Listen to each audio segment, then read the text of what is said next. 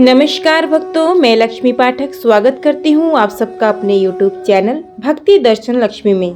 भक्तों, आज हम आप सबको सुनाएंगे नवरात्रि के पहले दिन माँ शैलपुत्री की कथा और साथ ही हम आप सबको बताएंगे कि ऐसे कौन से उपाय हैं जिन्हें करने से आप नवरात्रि में देवियों को खुश कर पाएंगे और करोड़पति और धन का रास्ता अपने भाग्य के लिए खोल पाएंगे। तो आइए देरी न करते हुए उपाय और कथा को हम शुरू करते हैं। नवरात्रि का पर्व माता दुर्गा के 9 रूपों को समर्पित होता है। पौराणिक मान्यताएं हैं कि नवरात्रि में माता दुर्गा की पूजा करने से साहस, बुद्धि, बल और पराक्रम में वृद्धि होती है। साथ ही व्यक्ति हर तरह के संकट से मुक्ति पाता है। इसके अलावा नवरात्रि को धन प्राप्ति विशेष कृपा पाने के लिए आपको नवरात्रि में धन प्राप्ति के कुछ विशेष उपाय करने चाहिए। नवरात्रि में अगर आपको अचानक धन प्राप्त करना है तो आपको शाम के समय कुएं या फिर नदी के किनारे दिया जलाना चाहिए। दिया जलाने के बाद हाथ जोड़कर माता लक्ष्मी का आह्वान करें और फिर बिना कुछ बोले उस जगह से प्रस्थान कर लें। नवरात्रि पर बरगद के पेड़ की जड़ लाएं घर। नवरात्रि में अगर आप माता लक्ष्मी की कृपा पाना चाहते हैं तो अशोक वृक्ष यानी बरगद की थोड़ी सी जड़ लाकर अपने घर की तिजोरी में रखें। तिजोरी को बंद करने से पहले माता लक्ष्मी सहित नव दुर्गा का नाम लेकर अपनी समस्त परेशानियों की मुक्ति के लिए प्रार्थना करें। इससे आपको धन प्राप्ति होगी और माँ की कृपा बरसेगी। नवरात्रि में श्री सूतक का पाठ करने से होती है धन प्राप्ति। नवरात्रि के 9 दिन सुबह जल्दी उठकर नहाने के बाद सूर्य निकलते समय 11 बार लक्ष्मी और श्री सूतक का पाठ करना चाहिए। ऐसा 108 दिनों तक लगातार करने से धन से जुड़ी सारी समस्याएं दूर हो जाती है। साथ ही इस दौरान माता लक्ष्मी की आरती करते रहे। माता लक्ष्मी को खीर का भोग लगाकर करें कनक धारा का स्तोत्र। आपको माता लक्ष्मी की कृपा पाने के लिए शाम के समय माता लक्ष्मी को केसर युक्त खीर का भोग लगाकर कनक धारा स्तोत्र का पाठ पढ़ें। पाठ 9 बार करें। इससे 9 देवियों की कृपा से न केवल आपके जीवन में धन धान्य की कमी नहीं होती है बल्कि आपके धन संबंधित संकट भी दूर हो जाते हैं। पीपल पर लगाएं लाल रंग की ध्वजा और जलाएं दीपक। पीपल के वृक्ष से भी बहुत ही महत्व जुड़ा होता है धन का।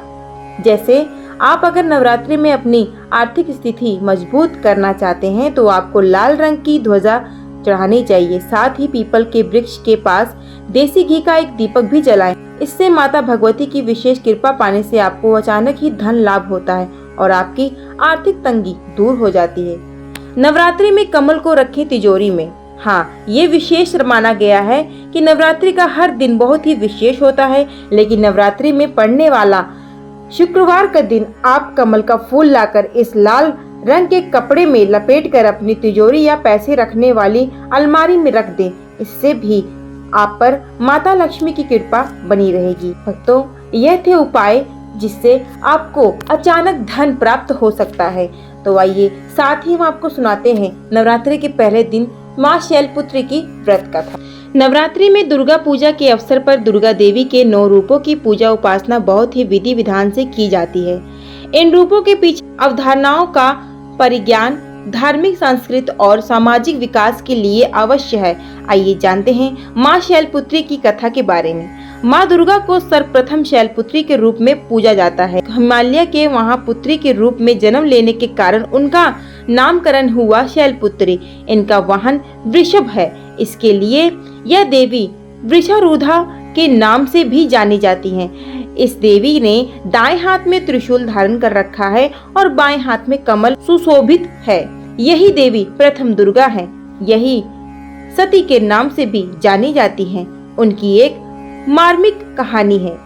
एक बार जब प्रजापति ने यज्ञ किया तो इसमें सारे देवताओं को निमंत्रण किया, भगवान शंकर को नहीं किया। सती यज्ञ में जाने के लिए विकल्प हो उठी।